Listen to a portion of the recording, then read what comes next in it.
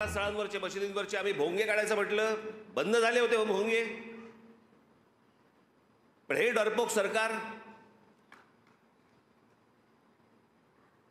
आधी जे उद्धव ठाकरे सरकार होतं त्या काळामध्ये आपण हे भोंग्यांच्या बद्दल बोललो. ते भोंग्यांच्या बद्दल बोलल्यावरती माझ्या 17,000 महाराष्ट्र सैनिकांवरती केसेस टाकल्या होते आणि हे म्हणे स्वतःला समजतात हिंदुत्ववादी.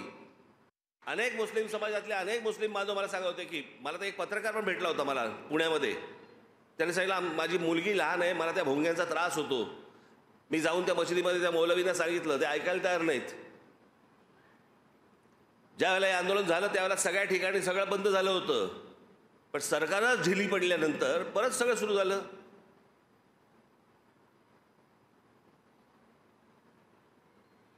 तुमच्या सगळ्यांच्या कष्टामधनं एकदा हे राज्य माझ्या हातात द्या, सगळे भोंगे एक साथ बंद करून टाकतो.